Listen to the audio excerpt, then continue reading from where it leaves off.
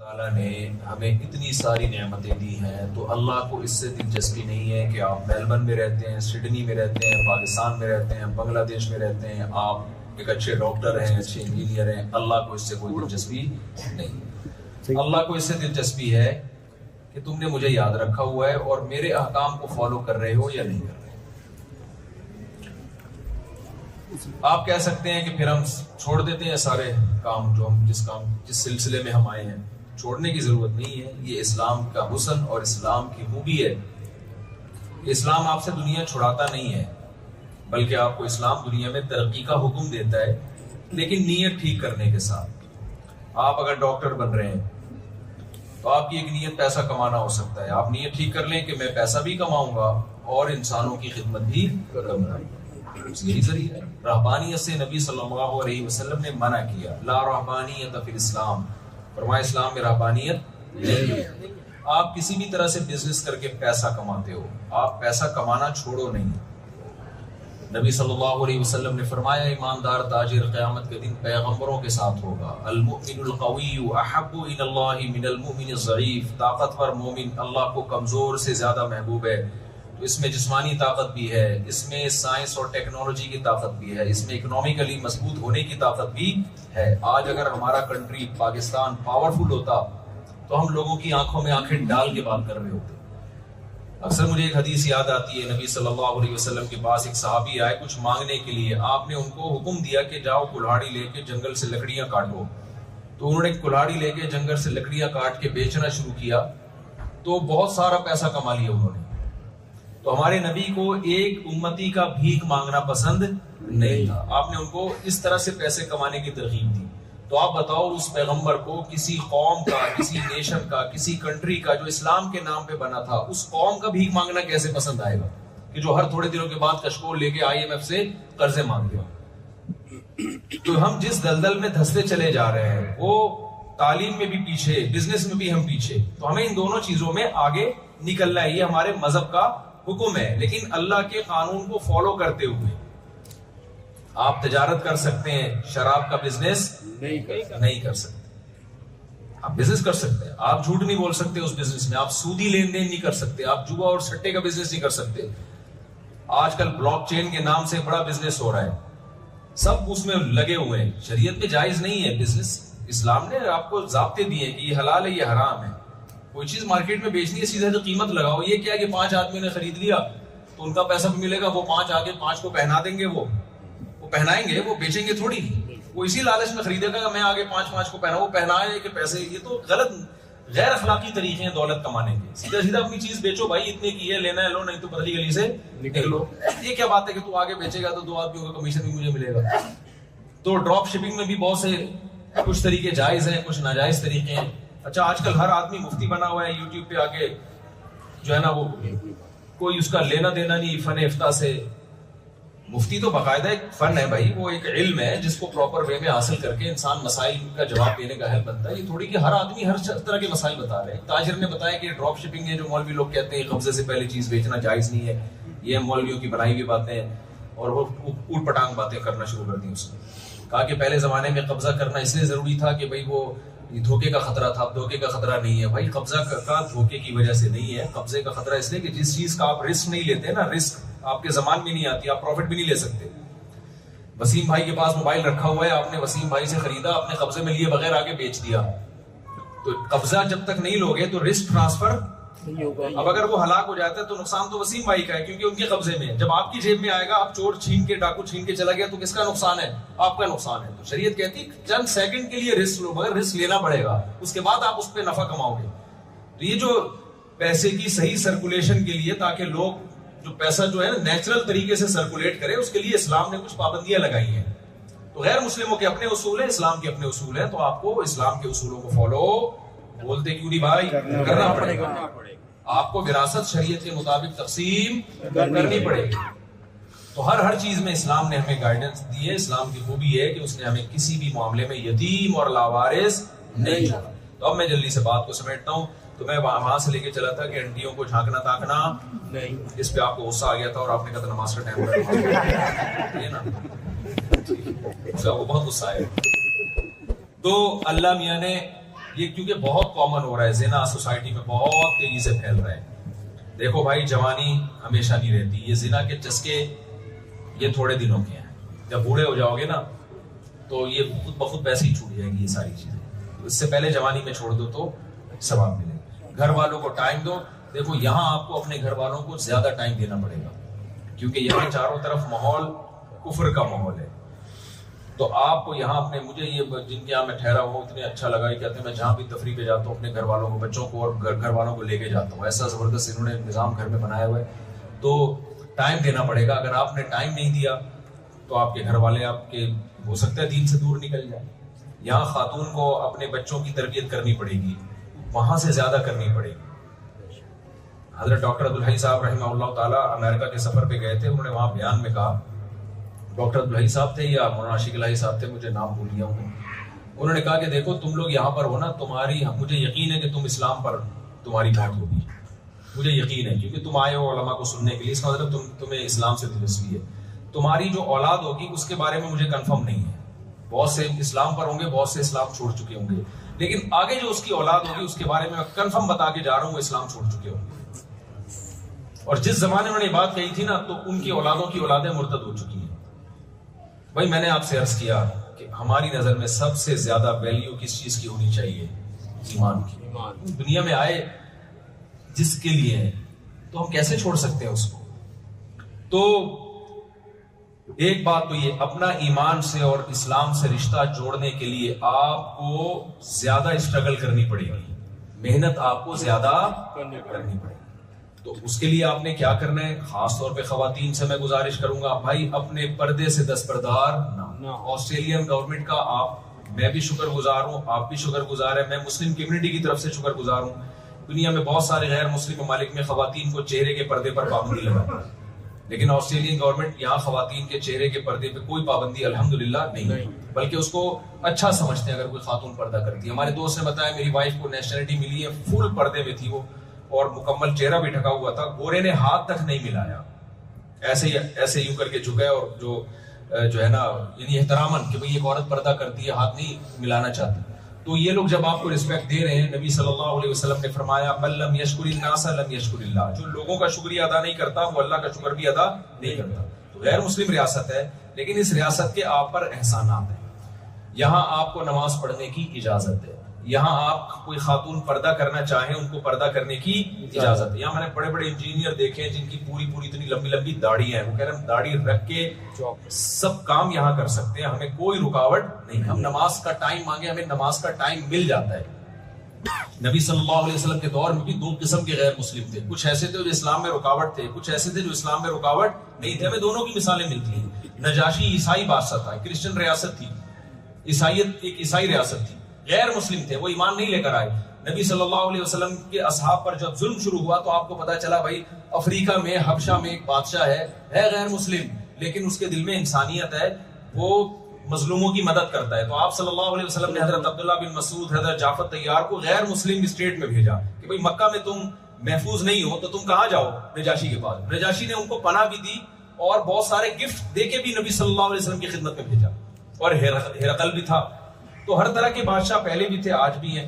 تو جو غیر مسلم ریاستیں مسلمانوں کو آزادی دیتی ہیں، آپ کے رمضان میں آپ روزے رکھ رہے ہو، یہاں پہ آپ تراویح پڑھ رہے ہو، یہاں پہ آپ کے مدرسے کھلے ہوئے ہیں، آپ کے اسلامک اسکول کھلے ہوئے ہیں، تو ان غیر مسلم اسٹیٹ کا آپ پر حق ہے. آپ پر ان کا شکر ادا کرنا بولو بھائی اپنے قول سے بھی اپنے عمل سے بھی. قول سے شکر یہ ہے کہ آپ اس اسٹیٹ کے خلاف بیان نہیں بولو نہ دیں، اسٹیٹ کے اگینسٹ نہ جائیں، آپ کسی بھی طرح کی جو ہے نا وہ کوئی ایسی بات نہ کریں جس سے اسٹیٹ کو یہ لگے کہ مسلمان ہمارے اگینسٹ ہے. دوسرا اپنے عمل سے بھی، عمل سے کیسے؟ لا کو فالو کرنا ہے. آپ میں سمجھا پا رہا ہوں بھائی؟ بالکل جی بالکل. قانون کو فالو کر کے بتانے میں ایک اچھے شہری ہیں.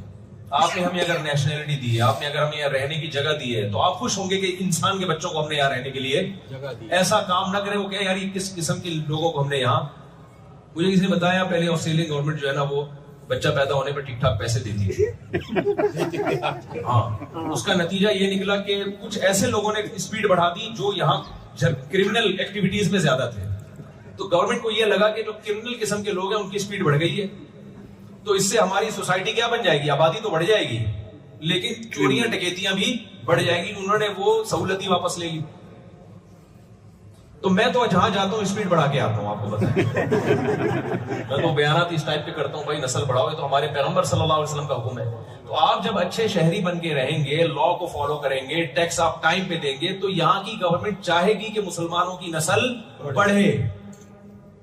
ان کو اچھے شہری ہونے سے, ان کو کیا, آپ کو نماز پڑھے نہ پڑھے, وہ کہہ رہے ہیں ہماری صحت پہ کیا اثر پڑتا ہے اس سے, آپ لا کو فالو کریں.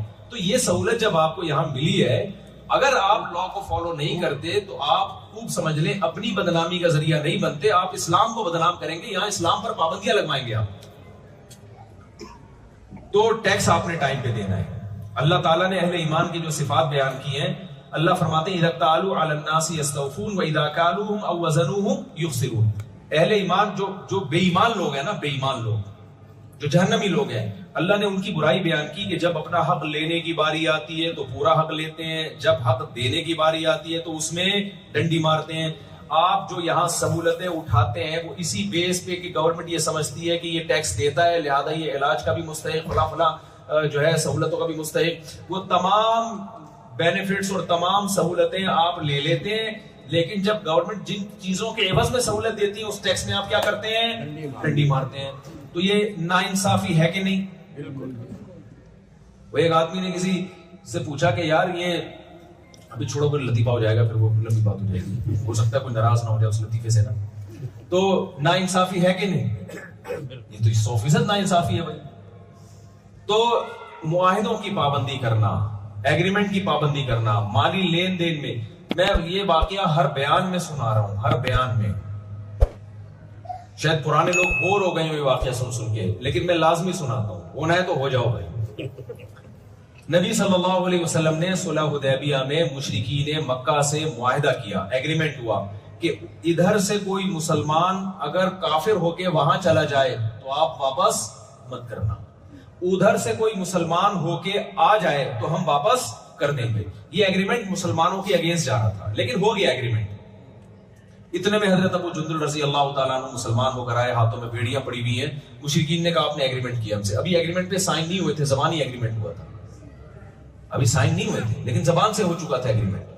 اسلام میں زبان کی ویلیو ہے بھائی. لوگ طلاقیں دیتے ہیں نا, کہتے ہیں منہ سے بولا ہی تو ہے, بھائی منہ سے ہی بولا جاتا ہے. تو یہ اسلام میں زبان کی ایک بڑی ویلیو ہے. تو آپ نے جب زبان دے دی تو ابو جندل رضی اللہ تعالیٰ عنہ کو آپ نے پکڑ کے ان کے حوالے کر دیا. انہوں نے کہا یا رسول اللہ آپ مجھے مشرکین کے حوالے کر رہے ہیں, وہ قتل بھی کر سکتے ہیں. لیکن پیغمبر صلی اللہ علیہ وسلم اگر حوالے نہ کرتے تو انگلی اٹھ جاتی نا. ہم کہتے ہیں بھائی قرآن تو جگہ جگہ کہہ رہا ہے مسلمان معاہدوں کی پابندی کرتے ہیں, امانت میں خیانت نہیں کرتے, لیکن اصل میں ایکچولی وہ جب کوئی کچھ مسئلہ ہو تو پھر کر لیتے ہیں. یہی ہوتا ہے نا, کوئی پرابلم ہو تو کیا کر لیتے ہیں, پھر سب کچھ کر لیتے ہیں. اس سے بڑی کوئی انسانی تاریخ میں کوئی پرابلم ہو نہیں سکتی کہ ایک شخص آپ پر ایمان لے کر آیا, آپ کے مذہب میں داخل ہو رہا ہے, ہاتھوں میں بیڑیاں ہیں اور آپ اس کو واپس کر رہے ہیں, اس کو قتل کر دیں گے. اس کے باوجود محمد صلی اللہ علیہ وسلم صادق اور امین, آپ صرف زبانی کلامی نہیں تھے, آپ نے عمل سے بتا دیا کہ میں صادق بھی ہوں اور میں امین بھی ہوں, میں صادق بھی ہوں اور امین. ان کو حوالے کر دیا. تو آپ کا بھی بھائی جب آپ آسٹریلیا میں آئے ہو تو کچھ پیپرز پہ آپ نے سائن بولتے کیوں نہیں, ایسے ہی اٹھا کے بھیج دیا آپ پیسے کہ یار میں آسٹریلیا جانا چاہتا ہوں, انہوں نے کہا چلو یہ ٹکٹ پکڑو اگلی فلائٹ سے آپ آسٹریلیا. کچھ تو سائن ہی ہوں گے نا, چشمہ لگا کے پڑھے بھی ہوں گے آپ نے, نہیں بھی پڑھے ہوں گے تو پتا تو ہوگا نا کہ یہ لا ہے جس کو میں نے فالو یہاں پہ آ کے کرنا ہے. تو میرے بھائی جب پیڑے کھانے کا ٹائم آئے تو آپ گورنمنٹ سے ساری سہولتیں لیتے ہو, جب اپنی ذمہ داریاں پوری کرنے کا ٹائم آئے تو آپ ڈنڈی مارتے ہو. تو ہو سکتا ہے آسٹریلیا کی گورنمنٹ سے آپ بچ جاؤ, قیامت میں اللہ کے عذاب سے آپ نہیں بچ سکتے. معاہدوں کو پورا کرنا یہ انسانوں کا آرڈر نہیں ہے, یہ جس نے ہمیں بنایا ہے اس کا آرڈر ہے.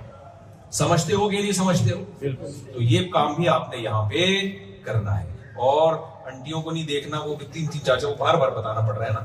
اور تیسرا کیا کام آپ نے کیا کرنا ہے بھائی, شراب کے قریب نہیں جانا. انما الخمر والمیسر والانصاب والازلام رجس, اللہ کہتے ہیں پلید ہے, ناپاک ہے, نجس ہے. آپ اس پہ کتنے خوشنما لیبل لگاتے ہیں, انسان کی ڈپریشن دور ہوتی ہے, یوں ہو جاتا ہے. بھائی اللہ نے کہہ دیا, جب صحابہ نے جب مشرکین نے کہا نا کہ اس میں تو کچھ فائدے بھی ہیں, ریلیکس ہو جاتا ہے نا انسان, غم بھول جاتا ہے. تو اگر غم بھولنا بری بات ہے کیا؟ اتنی بڑی ٹینشن جس کے لیے آپ کو میڈیسن لینی پڑ رہی تھی, ڈاکٹروں کے پاس جانا پڑ رہا تھا, کاؤنسلنگ کرنی پڑی تھی, آپ کو سائیکولوجسٹ آپ کو گھنٹوں گھنٹوں بٹھا کے اس سے ایک پی کے پھر پھاڑ ہو جاتا ہے آدمی. کیا خیال ہے, ٹینشن سے بچ گیا کہ نہیں بچ گیا؟ ٹینشن تو بڑھ گئی. تو یہ ایک سوال مشرکین نے کہا تھا کہ ہم جب پیتے ہیں تو پھر سیٹ ہو جاتے ہیں, بہت سارے کام کر لیتے ہیں. اللہ میاں نے ہمیں لاجک پیش نہیں کی. اللہ میاں نے کہا اسمہما اکبر من نفعہما, یہ جوا اور شراب ہے نا, ان کے نقصانات ان کے فائدوں سے اس کا گناہ اس کے فائدوں سے زیادہ ہے. گناہ یہ کہ اللہ ناراض ہوتا ہے. اب کتنے بھی فائدے ہوں بھائی ناراض کون ہو رہا ہے؟ اللہ. بس یہ نقصان ہمارے لیے کیا ہے بولو. تو میں خواتین کو بھی کچھ باتیں بتاتا ہوں بھائی. خواتین بھی ہماری یہاں کی کچھ خواتین جو بیان نہیں سن رہی وہ بہت لبرل ہو جاتی ہیں. وہ جب اس ماحول میں دیکھتی ہیں کہ مردوں اور عورتوں کے حقوق سیم ہیں, یقیناً حقوق دونوں کے سیم ہیں, اس معنی میں سیم ہے دونوں کے حقوق کہ مرد اگر اپنی ذمہ داری پوری نہیں کرے گا اس کو بھی پوری سزا ملے گی, عورت اپنی ذمہ داری پوری نہیں کرے گی تو اس کو بھی پوری سزا ملے گی.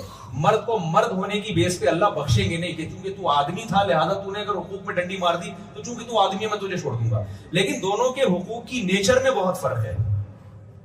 جو اسلام کے علاوہ جو سیکولر اور لبرل طاقتیں ہیں وہ کہتے ہیں بھائی میاں اور بیوی دونوں کیا ہیں, سیم.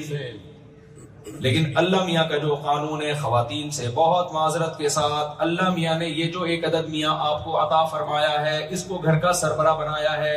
یہ وداؤٹ الیکشن وزیر اعظم بھی ہے, وداؤٹ سلیکشن اور الیکشن یہ گھر کا صدر بھی ہے.